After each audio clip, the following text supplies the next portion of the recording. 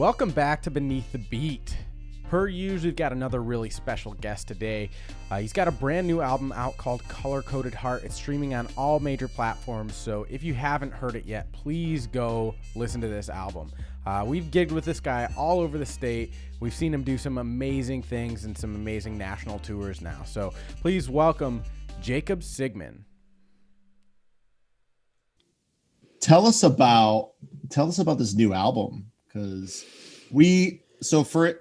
I saw the post the day it came out and I instantly listened to the entire thing. Oh, thank you. We're gonna get so more. We're gonna get more. Thank yes, we're for all our listeners. Jacob Sigman new album, Color Coded Heart. Check it out. It is gorgeous. Thank you. And it just kind of takes you on a ride a little bit, because every song, we were talking about this the other day, but every song is different and unique. And it felt like there's some albums where people are like, oh, we just got to have like 10 songs. So here's the key songs and then here's some other filler songs. You were so deliberate with every tune. And every tune was so different and unique. And that's what I love about this album. Thank you so much. So just kind of what I guess, where was your thought process in creating this new album? Like, let's just start from there. Well, so I had, like, when I started doing this album, I had like kind of came off of like a EP series. Yeah. And I had written most of like those EP songs I did like 3 4-track EPs. Mm-hmm. And all of those songs I had written in college, and I was kind of like, while I was kind of recording those and like trying to figure out how to record music a little bit quicker and better, which was like a real trial and error process. I was just like trying to think about what my sound was, I'm like, okay, what do I sound like? Like, I have to figure this out. Right. And like, I just like, it felt like kind of a crisis, because I was like, I don't know. Like, I don't know, like, what I'm supposed to sound like, or like if I kind of was like, I have to sound like one thing, And so then it was kind of like a self-defeating mindset. So instead I was just like, at one point I was like, I just gotta write everything and not think about it seems like the obvious answer, but like not really even think about it, just do it for the sake of doing it. And then kind of through doing that, I was like, I want to release something. I don't want to release an album. It feels like a big commitment. So I wanted to I was like, what if I did one song every month? And that was kind of what led me to Color Coded Heart. And I was like, okay, like that could be cool. I'll do one song each month, and like I'll try to pick a color that like represents that song. Oh, yeah. I love it, man. Yeah. And my friend, I don't know if you guys have met my friend Riley Savage, he does all my visual stuff. And we kind of came up with the concept with the colors and everything. But it was funny. Like I did this thing last year where I decided I was going to write 100 songs. And that was like my big goal for the year. And one of the first songs that I wrote, I think it was even before I did that, was Color Coded Heart. And then it didn't occur to me until like it was the last single. And I was like, oh, okay, like I'll do this super old song and then I'll name the album Color Coded Heart. So that's kind of where my head was at. And like, so while I was making this album, I was just doing all of this writing. I was like, I'm not going to practice. I'm not going to work on anything else besides writing.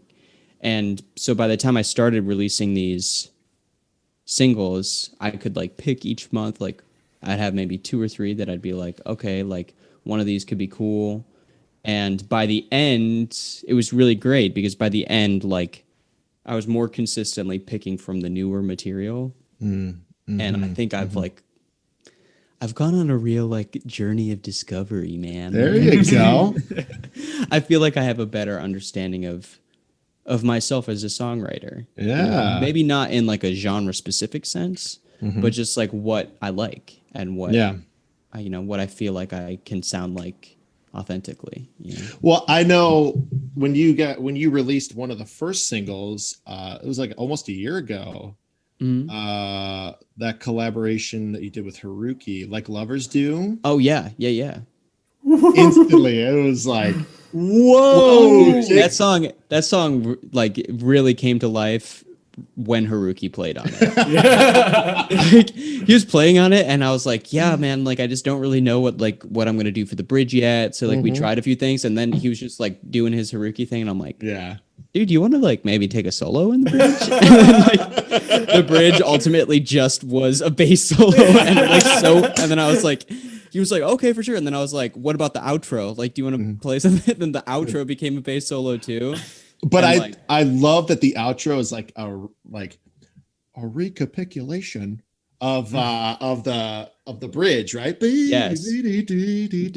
Yes, I can't sing it, but I know exactly what you mean. So instantly when you came out with that single, it was almost like a year ago, right? I think it was the November. Yeah. So almost a year. I was hooked immediately. I was like, I want more. Yes. So Yeah. I think you've Thank achieved you. what you were Yeah. trying to go out for. Thanks. So I also have to say, I showed Salvation Song to my mom this morning, and my mom literally started crying. Like, Oh my God. like literally started crying. And as soon as the song is over, she's like, "That's it. I'm in love." Oh my gosh. I'm like, Mom. Wow. Yeah, no, That was like out. that's that song in particular is just like it's Man, it's powerful. thank you so much. And the crazy thing about that song is I feel like it gets truer every day for me at least. You know, like Yeah. just thinking about how music is like a light spot that, you know, is like always like kind of like salvation in a world that seems like so full of darkness, you know? Yeah. Yeah. Specifically now, that's a very important message to send out. Yeah. 100%. So like Salvation Song, are you using a vocoder or what is that? So, so I have you ever heard of this artist Victoria Canal? No.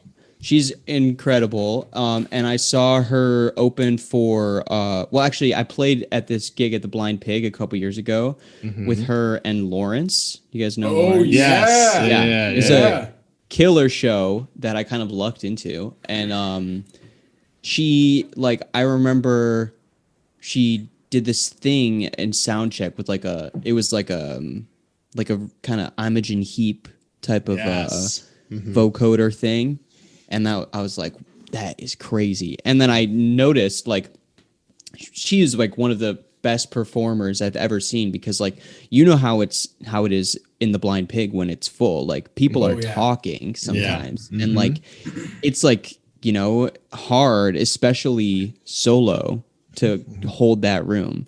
And she like they were like right there in the palm of her hand all night. And like she did that vocoder thing and it was like you could hear a pin drop and I was like, that is sick. I want one of those. And like I want to try to do that. And so I got the vocoder because like I was about to go on my first tour and I was playing solo every night and I was like, what am I going to do to make this crowd listen to me? And I was like, I got to do something with the vocoder, you know? So I bought a vocoder and the first night I got it, I was like very up in my feels, you know, and I plugged my mic in and I wrote that whole song there because I was feeling a lot of those anxieties. And so that's like one of the many times I feel like the technology has led me to the song, you know, which is like not a thing that our forefathers really had. They just had their imagination, you know?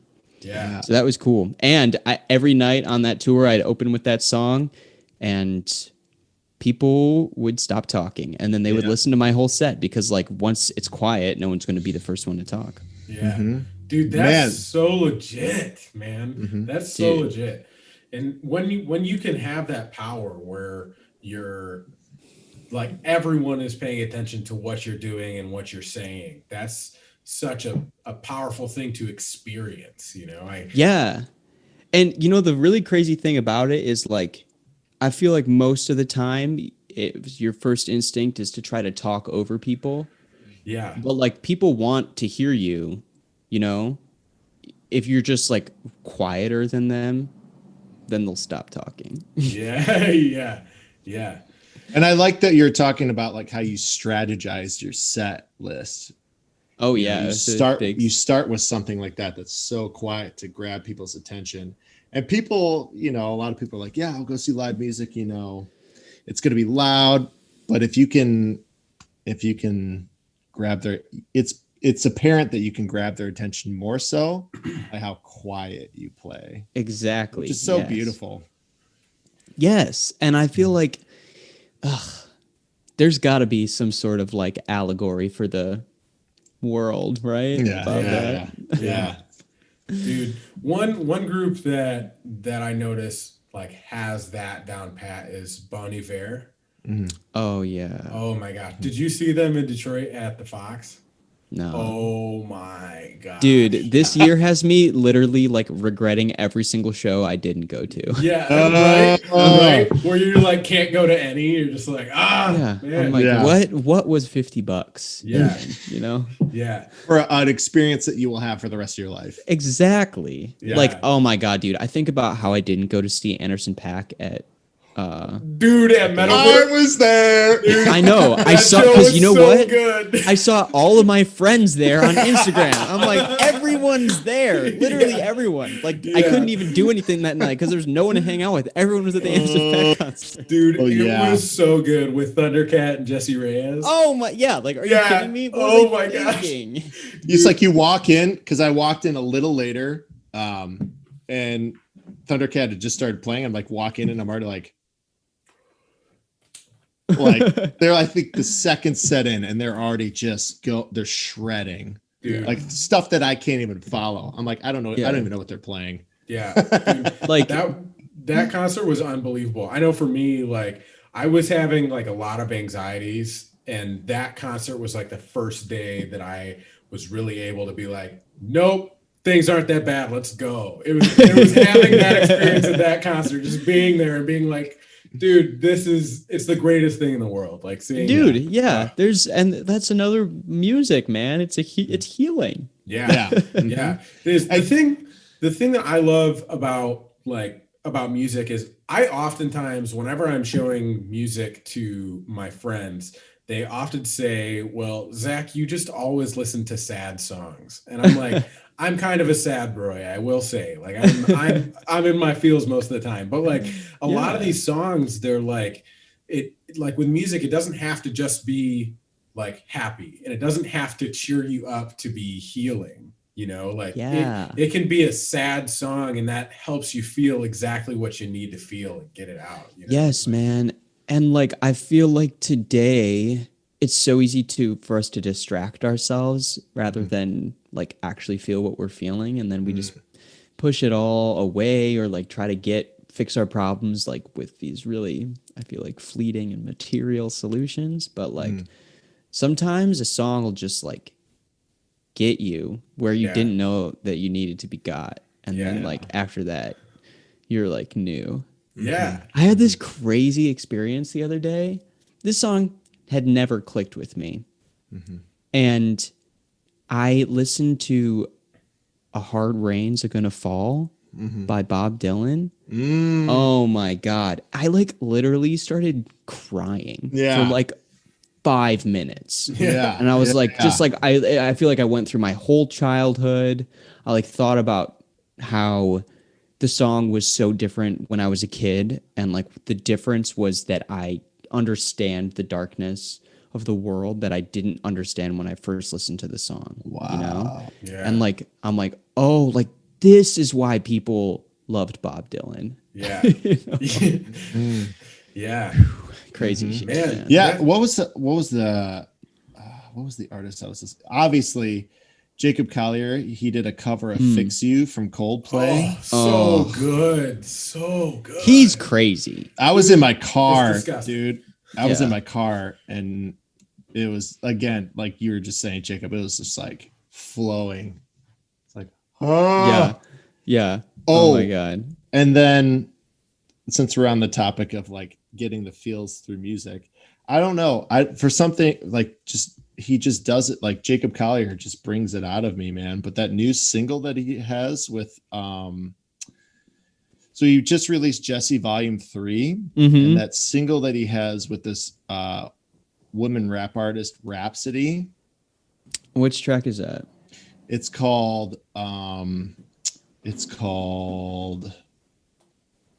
He Won't Hold You. Oh, yeah. He won't hold you. And it wasn't even like anything that he did. Like it wasn't anything he did. She took a verse, or she took a section and she just went off. And it was like so simple behind what she was doing. But the words that she was saying, like every time I listen to it, it just makes me, it's unbelievable. And that is like one of the things that I love so much about Jacob Collier is like he is one of the most talented musicians that we've ever seen. And he has no problem sharing the spotlight. In fact, he loves when he can take someone else's voice and like amplify it and like make them do something unique. And that's so cool. Yeah. And I feel like that is why he's like homies with Quincy Jones. He does a lot of collaborations. Yeah. And like, that's one thing that we noticed about your album too, is you do a lot of collaborations. Oh yeah. Yeah. Well, you do like more. Yeah, you're doing like, well, especially with this new album, like you're collaborating with a lot of different people. It seems like it's, you're collaborating with Haruki. Who else do you have on this album that you're collaborating with? Evan Taylor, Madeline Grant is on there. Frankie is on there. Yeah, and then of course Datsun, who's like my producer, and we work a lot together. Yeah, man, like I mean, I guess it just kind of all happened naturally, you know, like, and I think that was like that's like one of the things I miss the most about live shows is like you connect with people there, and like I met all of those people through playing a show, and like the relationship with those artists like ultimately was much more important, and it's what I remember versus like how many people were at the show, and that's the great thing. Like that's what I miss the most is like the opportunity. It's like feels like sharing, like show and tell or something. Everybody gets up and does their thing. Everybody listens, but that's how I connected like with Haruki, and I was like, oh shit, like, and because I was like, it was out of necessity. There was like a number of times where I was like, well, I can't play that, or like I can't sing that, like, so that was great too. I think that I would like to I want to do more collaboration. Collaboration is such a cool thing, and I think that it's like it brings things out of you that you didn't know you had, and vice versa. So, like going along with that, when you write a tune, do you like you're writing this tune and you're like, I think Frankie would be really good on this tune, or I think Evan Taylor would sound really good on this tune, or is it like how does that process work for you? Yeah, well, usually I like won't go there until the song is over. I guess, well, with like Lovers Do, I remember playing that and being like, this is like hard to sing. Like, maybe I need to like pick a different melody. And then I was like, well, if like it doesn't sound good, you singing it, you can always feature a female vocalist. And I was like, okay, cool.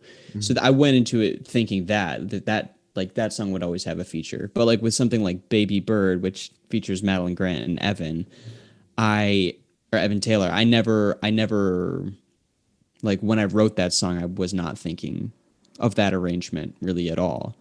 It was like a song that I'd tried to record a number of times and been like, there's just something not right about this.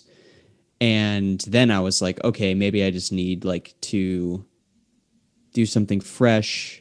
And I remember, it's like one of those things. I was like, why doesn't the chorus feel as good as it should? Right. Like, why does it feel so much like the verse? And I was like, well, maybe just because like, it's kind of similar if you just do something different with the verse. I was like, oh, great, I'll feature somebody. And then, of course, Madeline's like sang on it for like 1 second. And I was like, this was the correct decision. She's like, so good. So it was like a mixture of just kind of like meeting people. It was like both, because like it was a necessity thing. Like I need someone. And then I was lucky enough to be like, you know, to have a pretty deep list of like amazing people that I want to work with. And like, you know, that list is still out there, and I want to keep doing more shit. You guys included. I want to finish that song that we did for Tasty Tuesdays. Yeah. That's a full song. That's a full song. Is that really? Yeah. That's a hook, man. I sing that all the time. Thank you. Yeah. And your guys, I thought your interpretation of it was right on, because I wanted to sound like, have you ever heard that song "Oh Loretta" by Sex on Toast? No. Oh Loretta. By Sex on Toast? Sex on Toast. See, this is the other reason why I love just interviewing so many people, because you learn so much music that you didn't know before. Yeah, man. Yes. Sex on Toast. What's Sex the name on of the Toast. song?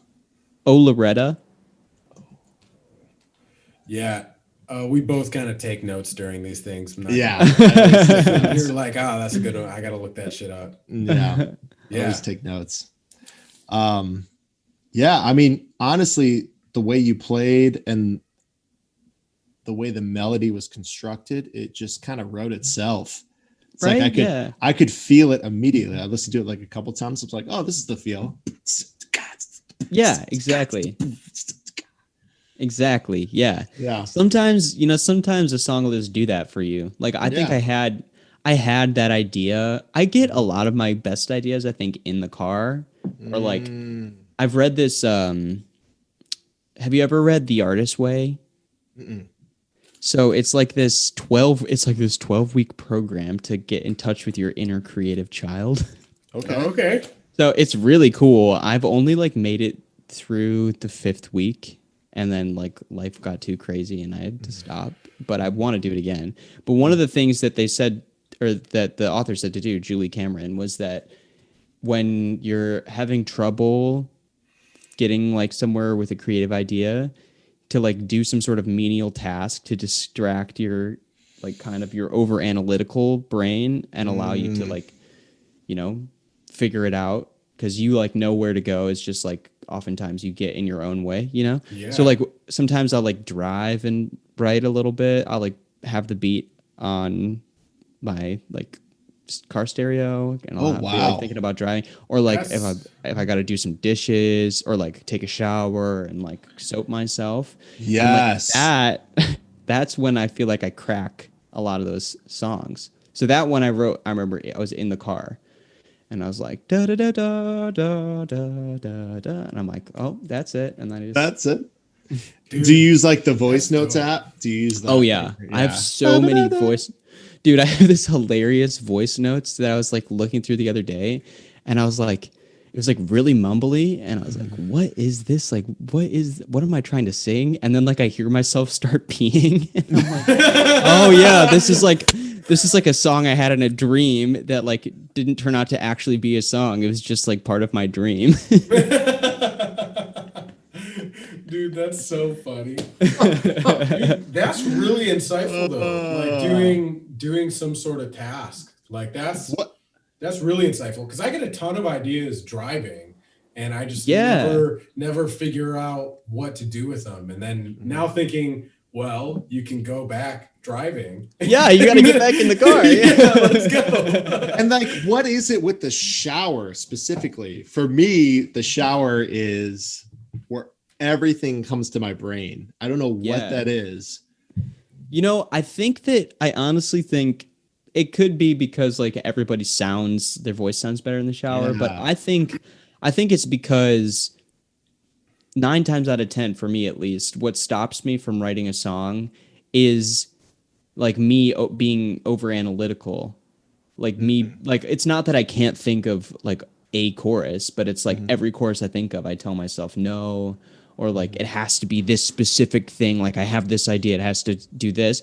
But like when I'm like doing something else, I'm not thinking about like, no, you can't do this or that or this. I'm just like thinking about what I'm doing, and then it'll come through. So I feel like with the shower, like that's one of the only places where we vulnerable have like we're naked, where we're like doing something else, but we also like are thinking, you know? Because like I don't know, when I'm in the car, usually I'm like listening to the radio or to music or a podcast, or I'm texting or I'm on Instagram, whatever it may be, you know? Right. Not when I'm driving. Yeah, no texting and driving, or definitely no Instagram and driving. No, who does that?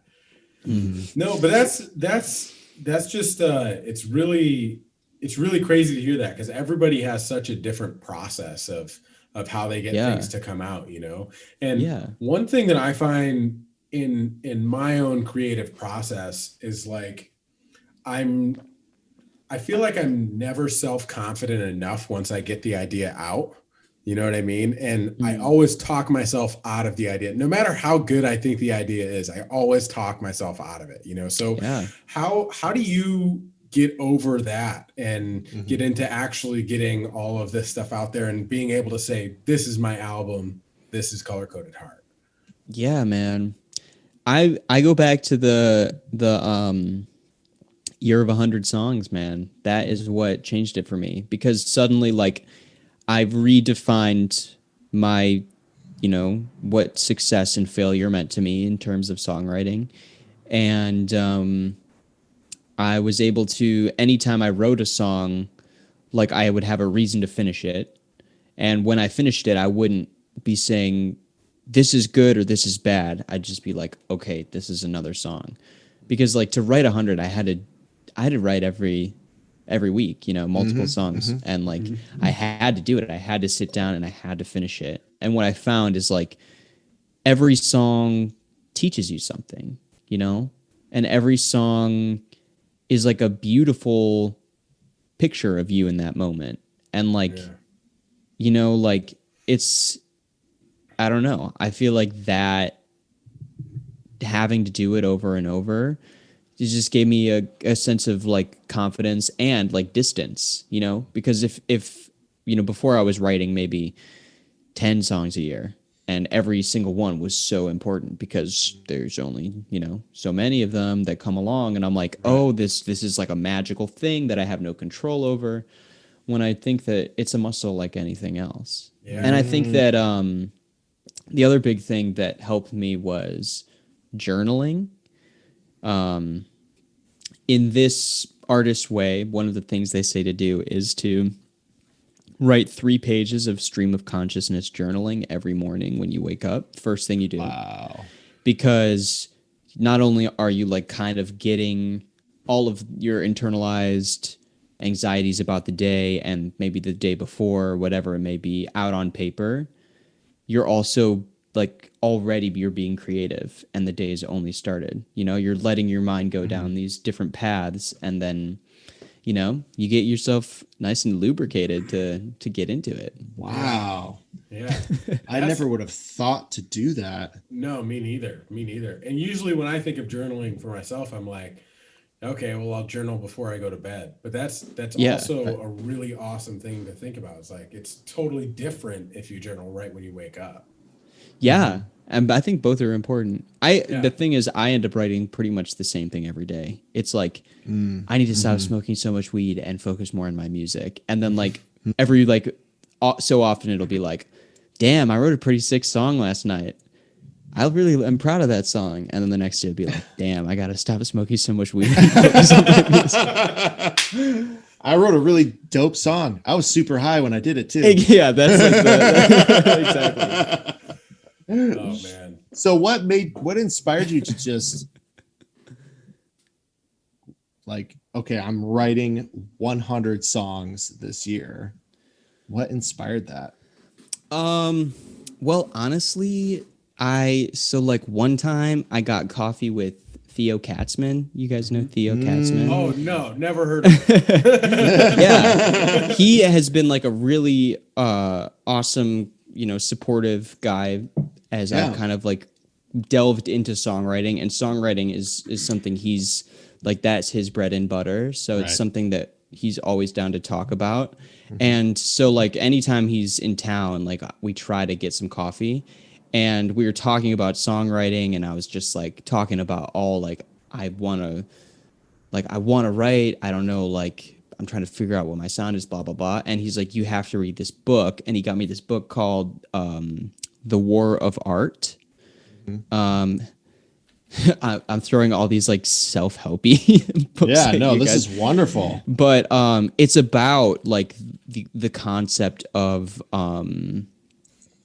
practice over product, essentially. It's like this dude was like a movie script writer, and he just always talks about how you had to write, and you had to accept writing bad songs, or I mean, bad whatever it may be. And like about how he like talked about how you can almost like humanize whatever forces there are in the world that are there to keep you from doing your work. And like he calls it resistance. So like all of those different things that you can identify, and I feel them in my life every day. There's always something that is trying to stop me from this, and oftentimes it's internal. But so I guess like, doing that. I forget what your question was. Well, I was basically what inspired you to write 100, like say, hey, Jacob, yes. I'm going to write 100 songs this entire year. And that was, yes, exactly. Yeah. That was it. And I was like, okay, like I'm going to do this. I think I maybe kind of had like some sort of concept of I wanted to write a lot of songs, but then I read that and I'm like, yes, I'm doing this. This is what I need to do. And I remember telling myself specifically, like this year I will write bad songs, and I will not be afraid to do it. Wow. And I did. I wrote some out shit for sure. But like every time I would do it, and I'd be like, well, I said I was going to, and I did it. There you go. Today, instead of being afraid of writing the bad song, and the thing is, they weren't bad songs. They were just like songs, you know? Yeah. And I was just like, the crazy thing too is like, there were some songs I've written this year and, after that experience and during, where I was like, I couldn't think of where the song needed to go. But then a melody from one of those songs that I didn't like really that much comes to me in this new context, and it's exactly what the song needs, So you're creating like this toolbox almost of like melodies that you can just kind of pick out of like whenever you need them, basically. Totally. And I mean, like, I feel like, that's kind of what we all do when we listen to music. We emulate other artists, and we steal little licks here and there, because that's just how it works. And it's not really stealing. It's just like music, So, but it feels a little bit more honorable when it's something that I've written versus something that someone else has. Right. Yeah. Well, that takes a lot of discipline, and it's tough for a lot of musicians to find that discipline to say, for the next year, I'm writing 100 songs. Yeah, no. And, it wasn't so much about getting to 100. It was just more so about doing it consistently. And I think the 100 just made it easier for me to work towards a tangible goal, because that's something that's so lacking in our line of work. I feel like there's not really a lot of tangibles. There's not there's no A's anymore. Yeah. Yeah. Well, I guess there are some A's, you know what I mean?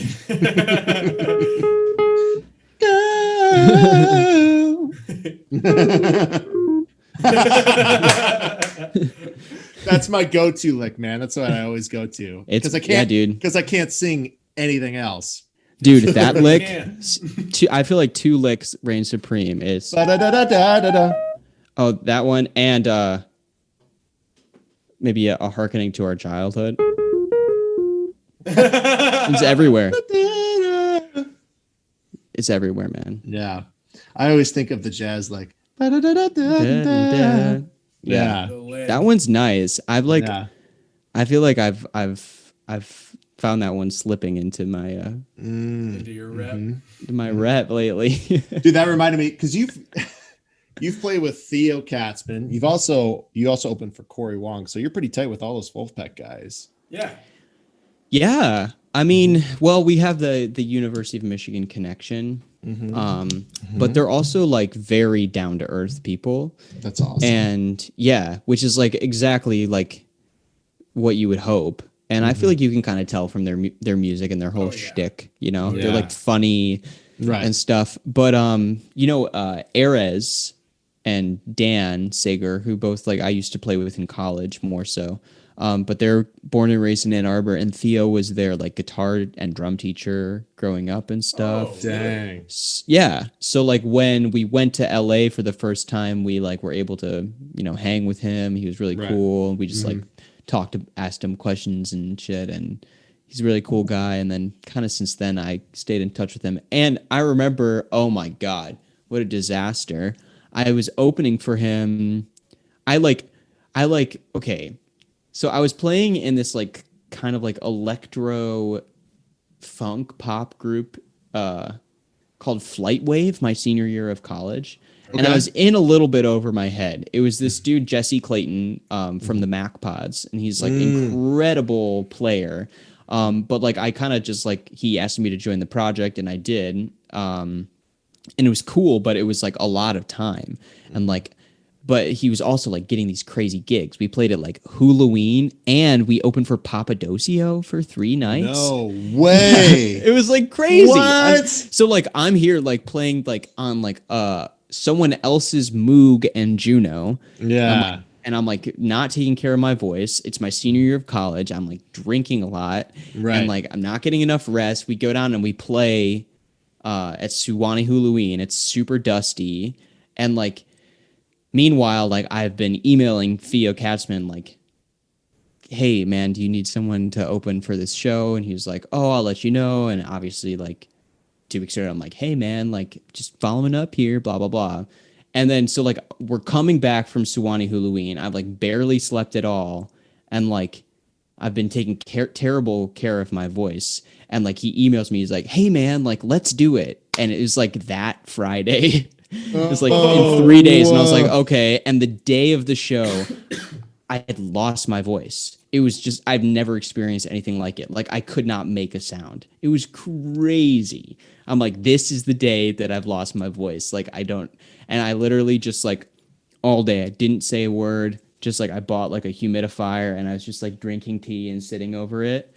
And like, just like my break, like after I would get like, to like the low mid of my range, my voice would just break, Wow. So like I took a bunch of experimental, I got like some little singer saving grace. I did some apple cider vinegar. I did some salt water. I did everything in the book. And like, I was just like, all right, guys, we're going to go for it. And like, I had to change my set a little bit, but just like, it was crazy. And my voice was like fucked up for like months, but it was okay. It was okay because the show went okay, and like nobody really even remembered. So it was just like everyone was like, "Oh yeah, you played that show. That was cool." And we did good. It was fine. Like the band really held it down, and I just my voice was like really gravelly and weird. But wow, that's man. the crazy thing. Ever since then, man. Oh, don't you love when that happens too? It's like a high pressure situation or like a new echelon, and you're like, then something crazy happens. Yeah, just like you have to figure out a way to get through it. Yeah, 100%, man. The show must go on. Yeah, dude. I feel like before like every gig, every big gig, I'm on like high alert. Like, right. Don't get near me. Yeah, like, don't get what near if me. I could say that's? And I feel like I'm like living that vicariously, like in Joe Biden right now. I'm like, don't you get sick, mother,fucker. You keep that mask on. You stay indoors. Like, don't go anywhere. Stay indoors, man. Don't do the debate. You don't need to do it. Like, just stay. Yeah, you won the debate. Just take a knee. Bed rest. Yes. Let the clock run out. Exactly. This is a time for clock management. Yeah. I feel that way too. That was That was mind-boggling. That debate. That was mind-boggling. Yeah. Dude, I couldn't Unbelievable. even, bro. Like I was in this room painting when it happened, and so I like went home afterwards. It was like 2:00 in the morning, and I was like, okay, I'm gonna watch this debate now. And I get on Facebook real quick, and I just see everybody like, oh my God. And I was like, oh no, man, oh no. That was 5 minutes into the debate. It was like, oh, yeah. Here it's we like go. You couldn't look away. Yeah. Rough, I don't know if what was more surprising, the debate or everybody's surprise at the debate. I'm like, wait a second. Like I even was surprised, but I was like, wait a second. Yeah. This is, I guess, what I would have guessed would happen. Right. Yeah. Well, I remember I turned to my girlfriend. We were about to turn it on. I was like, this is going to be terrible. I feel like I'm going to lose brain cells after watching this. And literally, dude, it did not. We were collectively dumber. It did not. Everybody is now dumber after watching that. And it was like 5 minutes into it. I was like, here we go. Here we go. Light it up. Light it up. Yeah, and I mean, I think the cool thing about it though was that everyone like it's on the same page. Yeah, like doesn't matter what party you are or anything. Everybody's like, okay, that was bad. Which is hilarious because how terrible the presidential debate is what united a lot of people. Yeah, there's so much disagreement on social media, and then see like everybody on the same page. Mm-hmm. We hate the lunch lady. Was kind of refreshing. Lunch lady land. No, it's just it was just rough, man. So wild. Like what I was thinking, like while that was going on, I'm like, okay, so we had all of America to find someone for this job. And these were the best two options that we could come up with. Like what? That's mind-boggling right there in itself. Yeah. But okay, here's what I would say about Joe Biden is maybe the thing that our country needs is somebody who was everybody's third choice, because nobody's too happy and nobody's too upset. We can be like, okay. And he seems like a real anti-Trump because he's like, his whole shtick is like, I am very empathetic and I care about you. I'm like your loving grandpa or something. Exactly. I think I don't know, man. I think if he wins, because his policies are so progressive, it's crazy, but his whole like vibe is like very moderate and like nobody cares about policy anymore. So I don't know, man. I think he could be like a real dark horse. Maybe in a couple years we'd be like, yes, that's my guy, Joe. But who knows? Who knows? My fear with it is that it's the younger generation. So like really like our generation. My fear is that because it wasn't Bernie, they're like, well, it was Bernie or nobody. So they're not going to vote. That's my biggest fear with it, No, I feel you. But it feels different than it did last time. Yeah. It does. I think the thing that people like, because I have like PTSD from the last election, just like anybody else. But I think the thing that we forget is like how powerful that feeling of there's no way he's going to win.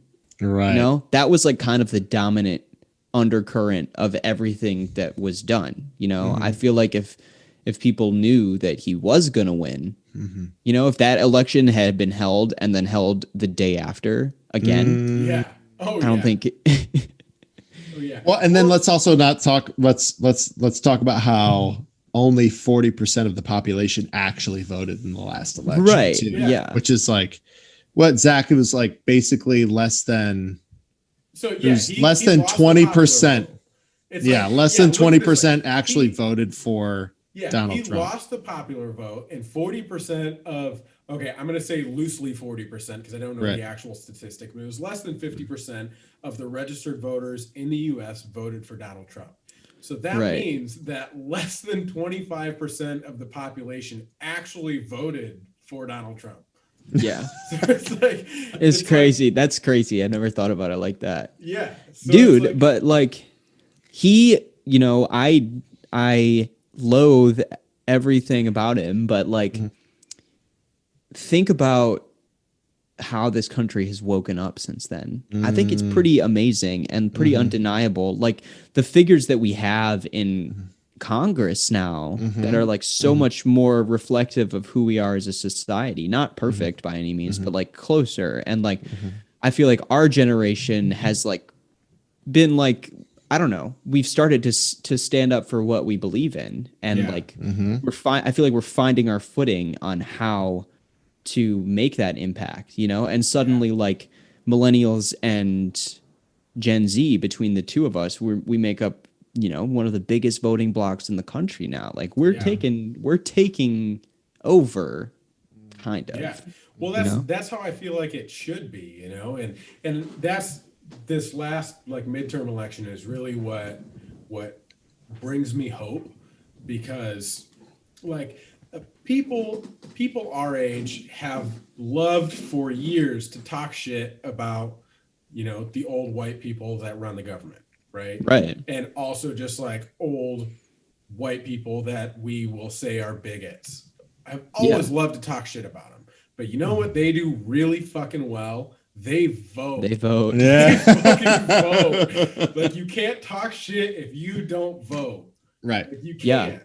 You know? But you know, the other thing though is like I've seen a lot of like a lot of my like very, you know, outspoken left friends will say to that is like voting is just one way to get involved. Like, and to them, what is more important is like these kind of these community organizations that are centered around things on the ground level. And I think that is like, we got to have both. Like, and I think that if they're doing that, they're probably going to vote as well. Yeah, right. But like, I think that like our politics are so much more personal to us than I feel like they were to our parents, you know, because like our generation, you know, what do I know, but it feels more connected, you know, and like, we care about these issues because we care about other people, you know, and or like our peers, you know, and like I feel like we're more connected to one another than our parents' generation was, and especially like across different boundaries, you know, racial and socioeconomic boundaries. I feel like there's more empathy there, but you know, that's also coming from a place of significant privilege. So what can I say? But I mean, as much as we think that, or as much as we say that social media can be detrimental, there's a lot of great things that I think, there's a lot of great things about social media that I think were the mindset going into it, as far as like connecting people in ways like, you know, you haven't seen somebody in 20 years, blah, blah, blah, stuff like that, but also connecting people in ideologies and just getting other people's perspective on life, which I think is so important. And I think, Jacob, I would agree with you too, is more prevalent now than ever. Empathy is such an important thing. It's such an important thing to be, just as a human, just to be empathetic towards other people's situations and other people's experiences. Dude, absolutely. And I think that is kind of what 2020 has taught us, all of us, really, is like, whenever has every single person in the world gone through the same thing at the same time? Wow. Yeah. And maybe never. At least we've never been able to do it and see the world do it as well, you know? Right. So like, I feel like when I think about like what I'm experiencing and know that like every other person in the world is experiencing that same like psychological pathway, and like, it just made me care and see other people like in a new way. Like when I think about how lonely I got sometimes, and then like I talk to one of my friends and they're like, I feel that exact same way. Like, I don't know why, like things just feel different. And like everybody is experiencing it. Like no matter where you are and where you come from, maybe you're feeling it in a different way, but it's like that same threat is out there for everybody. And like, wow, I feel like there's a lesson to be learned about caring for one another there, you know? Yeah. That's a great point though. Like bringing up the idea that Yeah, there was a pandemic that happened like 100 years ago, but people were still just secluded to their own environment. They were not able to see a collective experience of it. They were not able to see that from a click in their computer screen or their phone or anything like that. So it's so different. Everybody is experiencing this together in a new and different way, which is something honestly I've never thought about. Yeah. I've never thought Yeah, about man. that. That's Dude, that's and awesome. like I think the other crazy thing is we're confronting these big systems for the first time. Like we're talking about the police as a system. We're talking about democracy and elections as a system. We're talking about the medical field as a system. And now we're talking about the music industry too. Like, you know, because of President-elect Kanye West, you know? No, but like I feel like, and because like the music industry, we're gonna have to kind of rebuild that Right. shit, you know? Yeah. And I think that artists have so much more power than they ever did before because they can record and release their own music now. That we can, I hope that we can be like, no, like no more of this like BS record deals that like totally screw the artist. Like we're done with that shit, you know? Yeah. You know, it's really like social media is it's a big part of my life, but it's something I have very conflicting feelings about. I work in social media. Like I run a digital marketing company that's like what literally I spend all day doing social media shit. So I feel very conflicted about it for the reason that it connects people of similar beliefs, which is a great thing and an awful thing. Because here's the way that I look at it. So all social media, all it is algorithms, right? And these algorithms can be extremely beneficial for society as far as connecting people from around the world, allowing us to have a shared experience globally, like it's allowed us to do with COVID, right? But when it comes to like facts, like straight facts, we can't even agree on how many people have died from COVID. We can't. And the reason is because everyone is in a talk bubble. These algorithms are showing you stuff that you are more likely to engage with. So it bases that on your previous decisions, what you've previously engaged with. So over time, with this new bout of fake news, you know, people just putting things out just for clicks because their clicks make them money and all this kind of stuff, we're incentivizing fake news because it spreads faster than real news. So now you get this system that is created to boost engagement because that's where the companies make money, and it's doing that by showing them false information and putting them with a huge group of people who also believe the false information. So now they're not only believing this false information themselves, they're now invigorated by all these other people believing this false information. So, and these are things that we all know, but it's like, it's a really scary time because social media is great. It's made for a great purpose. It does really amazing things. But at the same time, if we don't start addressing the problem of fake news, then it could totally destroy society. Oh, it's going to get, it would get crazy. I saw today, Facebook, they removed anything QAnon related. So that's good. Oh, really? Yeah. But I totally feel you, man. It's crazy. Like, I feel like this happened with like yellow journalism, right? Like, I feel like the regulation just hasn't caught up with the technology. Right. Yeah. But I think that if they reined it in a little bit, it could be like it was when we were in grade school. You know? Yeah.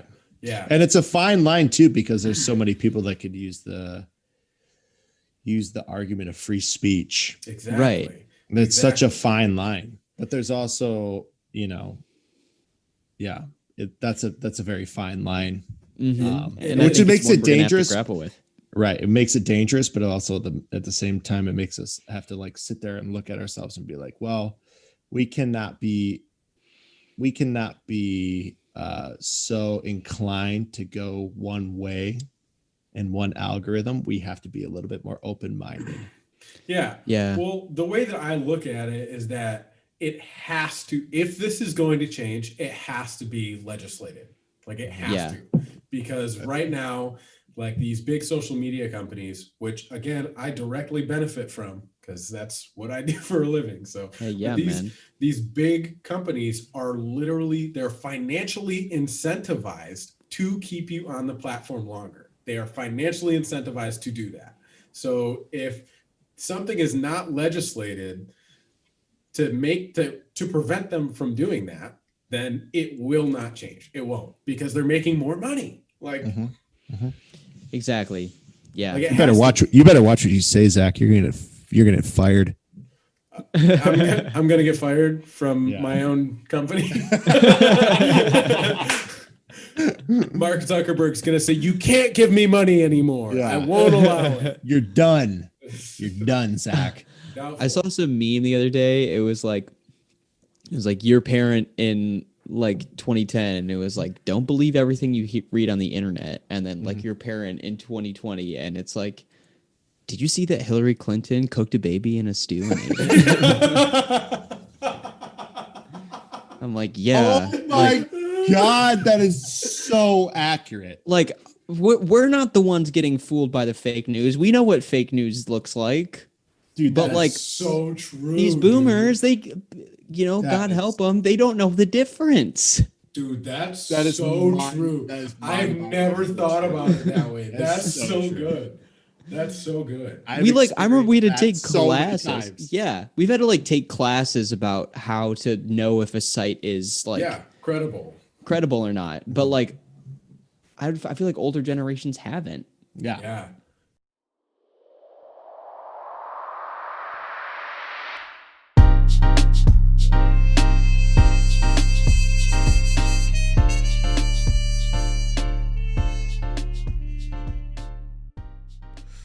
Wow, we went deep there, right? Everybody knows that. We were talking a lot about social media, and we had a great time talking with Jacob Sigman on the podcast. This brings an end to part 1, but join us back here Thursday, January 14th at 11 a.m. Eastern Time for part 2. Thank you guys. Till next time.